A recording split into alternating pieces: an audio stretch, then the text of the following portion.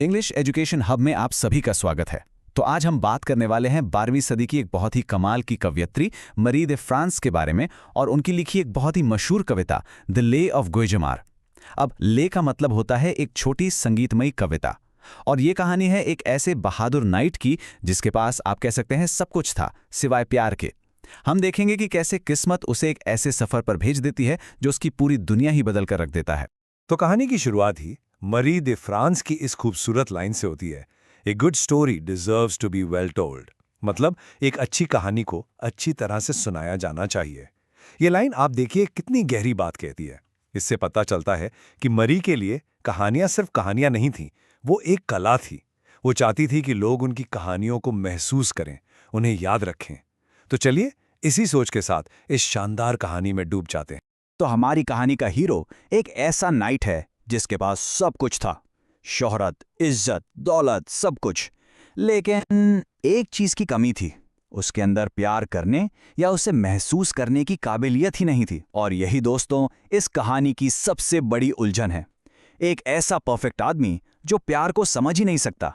चलिए इसी के बारे में और जानते हैं। तो चलिए सबसे पहले मिलते हैं हमारे कहानी के हीरो गिलजेमार से। इस हिस्से में हम उसके कैरेक्टर को थोड़ा करीब से देखेंगे, उसकी परतों को खोलेंगे। आखिर वो था कौन, कैसा था, और सबसे बड़ा सवाल, वो प्यार को लेकर इतना उदासीन, इतना इंडिफरेंट क्यों था। देखिए, ग्योमार एक परफेक्ट नाइट था, मतलब हर तरह से। उसमें वैलर था, यानी बहादुरी कूट कूट कर भरी थी। कर्टेसी, मतलब उसका व्यवहार बहुत ही शानदार, एकदम सभ्य।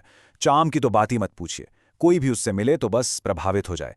विट, दिमाग तेज था, हाजिर जवाब था। और पुइसॉन्स, ये एक फ्रेंच वर्ड है जिसका मतलब है जबरदस्त ताकत, फिजिकल स्ट्रेंथ। और इन सब से ऊपर लॉयल्टी, वफादारी। अपने राजा के लिए, अपने दोस्तों के लिए वो जान दे सकता था। तो आप समझ सकते हैं उसमें एक आइडियल नाइट वाले सारे गुण थे। लेकिन सवाल यह है कि अगर कोई इतना परफेक्ट है तो फिर कहानी में मजा कहाँ है ना? क्योंकि हर हीरो में कोई ना कोई कमी तो होती ही है, एक फ्लॉ जो उसे हम जैसा एक इंसान बनाती है। तो फिर गिलेमार की वो सबसे बड़ी कमी क्या हो सकती है, सोचिए जरा। और जवाब है यही थी उसकी सबसे बड़ी और सबसे अजीब कमी, प्यार। उसे प्यार से कोई लेना देना ही नहीं था। वो प्यार के मामलों में एकदम इनडिफरेंट था। जरा सोचिए, वो एक ऐसा दौर था जब नाइट अपनी लेडी लव के लिए कविताएं लिखते थे, उनके लिए जंग लड़ते थे, और हमारा हीरो, उसे इन सब चीजों से कोई फर्क ही नहीं पड़ता था। उसने कभी किसी से प्यार करने का सोचा तक नहीं, और ये बात उसे अपने जमाने के बाकी सभी नाइट से एकदम अलग बनाती थी। तो अब कहानी में आता है एक जबरदस्त मोड़, एक ऐसा टर्निंग पॉइंट जो गिलजेमार की इस बेरुखी को, इस उदासीनता को हमेशा के लिए खत्म कर देगा। यह सब होता है एक शिकार के दौरान, जहां एक बहुत ही रहस्यमयी घटना उसे एक ऐसे श्राप में फंसा देती है जो उसे प्यार का असली मतलब सिखाने वाला है। तो होता यह है कि एक दिन गुइजमार शिकार पर निकलता है और वहां उसे एक जादुई सफेद हिरनी दिखती है जिसके सींग भी थे, जो कि बहुत अजीब बात है। वो फौरन उस पर तीर चलाता है, लेकिन यहां कुछ कमाल होता है। वो तीर हिरनी को लगने के बाद पलटता है और सीधा आकर गुइजमार की जांग में लग जाता है। उसे भी उतना ही गहरा जख्म मिलता है। अब ये कोई मामूली हादसा नहीं था, है ना? ये एक सुपरनैचुरल घटना थी। ऐसा लग रहा था मानो किस्मत खुद उसके जीवन में दखल दे रही हो। और फिर वो मरती हुई हिरनी इंसानी आवाज में बोलती है, सोचिए जरा। और वो गिलजेमार को एक श्राप देती है। वो कहती है, सुनो, तुम्हारा ये जख्म ये तब तक ठीक नहीं होगा जब तक तुम्हें कोई ऐसी औरत ना मिल जाए जो तुम्हारे प्यार के लिए अपनी मर्जी से दुख और तकलीफ सहने को तैयार हो। तो आप देख रहे हैं, ये श्राप असल में एक सजा भी है और एक भविष्यवाणी भी। अब उसे ठीक होने के लिए उसी चीज की तलाश करनी होगी जिससे वो पूरी जिंदगी भागता रहा है, प्यार। तो अब हमारा हीरो गिलगमेश जख्मी है, श्रापित है और दर्द से बेहाल है। वो बस चलता जाता है और एक नदी के किनारे पहुंचता है, और वहां उसे एक बहुत ही अजीब, एक रहस्यमयी जहाज मिलता है। और यही जहाज है जो उसे उसकी किस्मत तक ले जाने वाला है। और ये कोई मामूली जहाज नहीं था, बिल्कुल नहीं। जरा इसकी खासियतें देखिए। इसके डेक एबोनी की काली लकड़ी से बने थे और पाल रेशम के। और सबसे अजीब बात, जहाज पर कोई नहीं था, न कोई नाविक, न कोई कप्तान। ये अपने आप चल रहा था। अंदर एक बहुत ही शानदार बिस्तर था जो सोने और सरू की लकड़ी से बना था। तो ये जहाज एक तरह से किस्मत की गाड़ी जैसा था जो गिलजेमार को वहां ले जा रहा था जहां उसे होना चाहिए। तो ये जादुई जहाज उसे एक अनजान देश में ले जाता है और एक महल के पास जाकर रुक जाता है। अब इस महल में रहती है एक बहुत ही खूबसूरत महिला, लेकिन वो खुश नहीं है। उसे उसके बूढ़े और बहुत ही शक्की पति ने कैद करके रखा हुआ है। और यहीं पर कहानी के दो टूटे हुए दिल, दो अकेले इंसान पहली बार एक दूसरे से मिलने वाले हैं। तो चलिए अब देखते हैं कि आगे क्या होता है, कैसे ये महिला उस जख्मी नाइट की देखभाल करती है और कैसे उन दोनों के बीच एक बहुत ही गहरा, एक बहुत ही खास रिश्ता बन जाता है। ये रिश्ता इतना मजबूत होगा कि वो एक दूसरे से वफादारी के कुछ ऐसे वादे करेंगे जो हमेशा के लिए उनकी प्यार की पहचान बन जाएंगे। तो होता यह है कि वो महिला और उसके एक भरोसेमंद दासी गेशमा को ढूंढ लेती हैं और दुनिया से छिपाकर उसकी देखभाल करने लगती हैं। और जैसे जैसे गेशमा का जिस्मानी जख्म भरता है, उन दोनों के दिलों में प्यार का रिश्ता गहरा होता जाता है। सोचिए, वो नाइट जो प्यार का मतलब तक नहीं जानता था, अब किसी के इश्क में पूरी तरह डूब चुका था।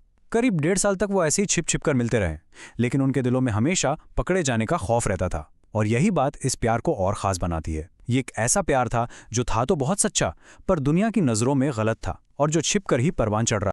उन्हें ये बात अच्छे से पता थी कि ये खुशी ज़्यादा दिन की नहीं है, वो कभी भी अलग हो सकते हैं। इसीलिए उन्होंने एक दूसरे को एक खास निशानी दी। उस महिला ने गीगेमार की शर्ट पर एक ऐसी अनोखी गांठ बांधी जिसे उसके सिवा कोई और खोल ही नहीं सकता था, बिना चाकू या कैंची के। और बदले में गीगेमार ने उसकी कमर पर एक बेल्ट बांधी जिसका बकल इतना पेचीदा था कि उसे सिर्फ गीगेमार ही खोल सकता था, बिना तोड़े। तो ये गांठ और बेल्ट सिर्फ निशानी नहीं थे, ये उनके प्यार का, उनकी वफादारी का और उनके दिलों के जुड़ाव का एक जीता जागता सबूत थे। लेकिन जिस बात का उन्हें डर था, आखिर वो दिन आ ही गया। उनका राज दुनिया के सामने आ गया और इसके बाद जो हुआ वो एक बहुत ही दर्दनाक जुदाई की दास्तां है। तो होता यह है कि एक दिन उस महिला के पति को सब पता चल जाता है। वो गुस्से से पागल हो जाता है, लेकिन वो गीगशुमार को मारता नहीं है। इसके बजाय वो उसे जबरदस्ती पकड़कर उसी जादुई जहाज पर बिठा देता है और समंदर में धकेल देता है, इस इरादे से कि वो दोबारा कभी लौटकर ना आ पाए। और गीगशुमार के जाने के बाद वो जालिम पति अपनी पत्नी को सजा देता है। उसे संगमरमर से बने एक ऊंचे टावर में हमेशा के लिए कैद कर देता है। सोचिए, पूरे 2 साल तक वो महिला उस टावर में अकेली अपने प्यार को याद करके रोती रही। ये 2 साल उनके प्यार का सबसे बड़ा इम्तिहान। लेकिन कहते हैं ना, सच्चे प्यार की कहानियों में किस्मत अपना जादू दिखाती ही है। तो अब हम पहुंच चुके हैं कहानी के आखिरी पड़ाव पर। यहाँ हम देखेंगे कि कैसे किस्मत इन 2 बिछड़े हुए प्रेमियों को फिर से मिलाती है और कैसे उनके वो खास वादे, वो कस्में पूरी होती हैं। 2 साल की लंबी कैद के बाद हिम्मत करके वो महिला एक दिन उस टावर से भाग निकलती है। वो भागकर नदी किनारे पहुंचती है और वहां क्या देखती है? वही जादुई जहाज, जैसे उसी का इंतजार कर रहा हो। वो जहाज पर बैठ जाती है और वो उसे एक नई जगह ले जाता है। लेकिन ये जगह थी गीगामार के दुश्मन मैरियाडुक के राज्य की। और दोस्तों, यहां कहानी अपने क्लाइमैक्स पर पहुंचती है। उस महिला को वहां के लॉर्ड मैरियाडुक के सामने लाया जाता है और वो उसे अपने पास रखना चाहता है। तभी उसे एक टूर्नामेंट में एक नाम सुनाई देता है, गुइगेमार। उसका दिल धड़क उठता है। मैरियाडुक उसे बताता है कि गुइगेमार एक मशहूर नाइट है जिसकी शर्ट पर एक ऐसी गांठ है जिसे आज तक कोई नहीं खोल पाया। उस महिला को बुलाया जाता है और वो एक झटके में उस गांठ को खोल देती है। गुइगेमार फौरन वहां पहुंचता है, अपनी प्रेमिका को पहचान लेता है और उसकी कमर पर बंधी बेल्ट को खोलकर साबित कर देता है कि वो उसी की है। लेकिन मैरियाडुक उसे देने से मना कर देता है। तो गुइगेमार क्या करता है? वो अपनी पूरी सेना बुलाता है, महल पर हमला करता है और आखिर में अपनी प्रेमिका को जीतकर वापस ले आता। और बस इसी के साथ उनकी कहानी का एक हैप्पी एंडिंग होता है। जैसा कि कविता की आखिरी लाइनें कहती हैं, उसने खुशी से अपनी प्रेमिका को अपनाया और उनकी सारी मुसीबतें हवा में गायब हो गईं। सालों का दर्द, सालों का इंतजार, सब खत्म। आखिर में उनके सच्चे प्यार की जीत हुई। पर यह कहानी खत्म होने से पहले हमें एक सवाल जरूर देती है। जरा सोचिए, वो गांठ और वो बेल्ट, वो असल में क्या थे? क्या वो सिर्फ एक दूसरे को पहचानने की एक निशानी थे, या फिर वो इस गहरी बात का प्रतीक थे कि सच्चा प्यार एक ऐसा मजबूत बंधन होता है जिसे सिर्फ वो ही 2 लोग समझ और खोल सकते हैं जो किस्मत से एक दूसरे के लिए बने हों? आप इस बारे में क्या सोचते हैं? तो ये थी द ले ऑफ गीगेमार की कहानी। उम्मीद है आपको पसंद आई होगी। ऐसी ही और बेहतरीन कहानियों और लिटरेचर से जुड़ी बातों के लिए हमारे चैनल को सब्सक्राइब करना ना भूलें। हमारे साथ जुड़ने के लिए आपका बहुत बहुत धन्यवाद।